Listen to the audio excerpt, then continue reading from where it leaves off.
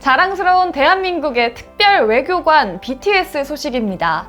BTS는 지난 21일 UN 총회에서 열린 SDG 모멘트에 참여해 UN의 요청에 따라 청년 세대 대표로 참여했습니다. 문재인 대통령 바로 뒤에 7분간 한국어로 연설을 하고요. 또 파격적인 무대도 선보였는데요. 오늘의 이 정도는 알아야 하는 문화, 이알문 시작합니다. 정말 기분 좋은 소식이 아닐 수 없습니다.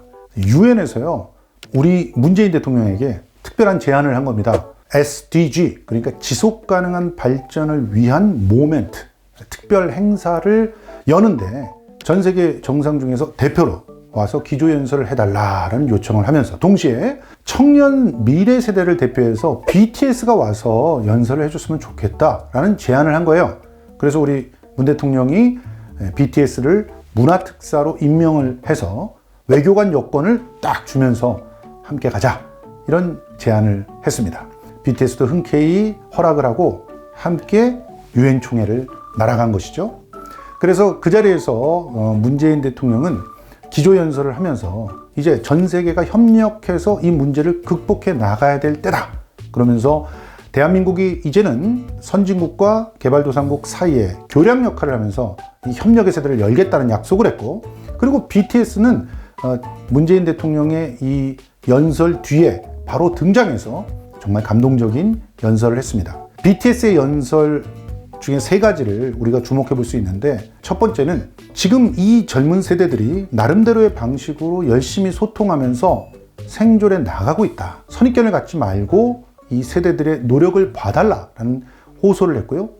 두 번째, 지금 전 세계가 당면에 있는 코로나19 위기를 극복해 나가기 위해서 반드시 함께 백신을 접종하자, 그런 제안을 또 했습니다. 그리고 이 세대를 로스트 세대가 아니라 웰컴 세대라고 불러주길 원한다라고 하면서 발상의 전환을 시도했죠. 웰컴은 잃어버린 세대의 자존심이랄지 절망감이랄지 이런 것들을 털어버리고 실제로 어떤 고난이나 상처가 오더라도 그것을 당당하게 맞이하는, 웰컴하면서 받아들이는 그런 세대라고 하는 발상의 전환을 가져온 것인데, 이 연설은 굉장히 많은 미래 세대들에게 위로와 자부심을 선사했습니다.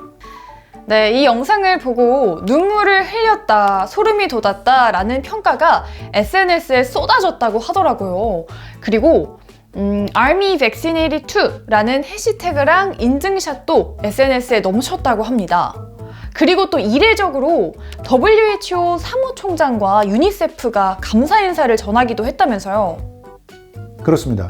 지금 WHO는 선진국의 백신 독점과 그리고 개발도상국의 백신 접종 거부, 이런 문제들을 놓고 굉장히 골머리를 앓고 있어요. 전 세계의 백신 접종률이 44%밖에 되지 않습니다. 이런 상황에서 전 세계가 함께 이 문제에 나서지 않으면 집단 면역을 실행할 수가 없거든요. 그러면 코로나19를 극복하는 날이 점점 더 멀어질 수밖에 없죠. 그런데 BTS의 연설을 듣고 많은 사람들이 나는 이렇게 백신을 접종을 완료했다, 나는 지금 당장 가서 백신 접종을 하겠다, 이런 얘기들이 쏟아져 나오니까 당연히 WHO가 해야 될 일을 BTS가 대신해 준 결과가 되는 거예요. 이런 엄청난 홍보대사 처음 경험해보는 그런 상황일 것입니다. 실제로 연설을 할 때 유튜브 채널의 동접자만 100만이 됐다고 하죠. 그리고 이 연설을 갖다가 전 세계 뉴욕타임즈라든가 워싱턴 포스트라든가 이런 외신들이 대서특필했거든요. 그 홍보 효과가 어마어마했던 것이죠. 그래서 WHO의 사무총장이 이례적으로 감사 인사를 전했던 것이고, 유니세프도 감사를 표시했던 것입니다. 네, 연설 이후에 퍼미션 투 댄스 퍼포먼스도 엄청난 반응을 얻었다고 하는데요. UN 공식 유튜브 계정에서만 이 영상이 이틀도 채 되지 않아서 1200만 조회수를 기록했다고 합니다.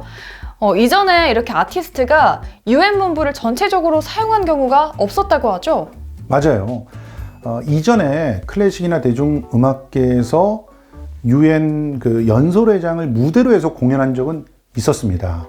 그런데 UN 본부 전체 건물을 활용을 해서 퍼포먼스를 한 그런 대중음악 가수 BTS가 최초입니다. 노래의 시작을 연단에서 시작을 해가지고 세계 정상과 수반들이 앉아 있어야 되는 객석으로 카메라를 끌고 들어가면서 그 객석들 사이사이를 누비면서 노래를 하다가 가운데 중앙 통로를 통해서 빠져나와서 그 유엔의 평등, 정의, 박애를 상징하는 7개의 문을 동시에 나와서 기프트 파크까지 달려가는, 그래서 그 기프트 파크에서 거기에 모여있는 사람들과 함께 어우러져 춤을 추는 장면을 통해서 코로나 극복 이후의 세상을 몸으로 구현하는 그런 모습까지 이루어냈는데요. 정말 그 감동적인 그런 무대가 아니었나 생각을 합니다.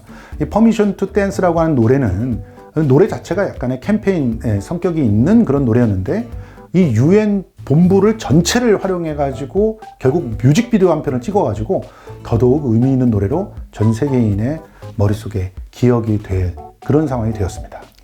이렇게 정말 자랑스러운 BTS 후속곡을 기다리시는 분들이 많을 텐데요. 후속곡을 위해서 콜드플레이도 만났다죠?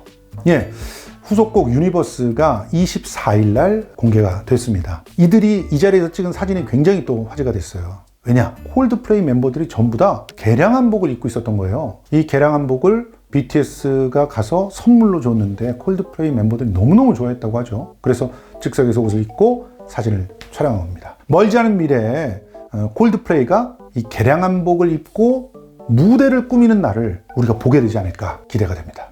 그동안 엄청난 성과들을 거두면서 이미 외교관 역할을 톡톡히 해온 BTS.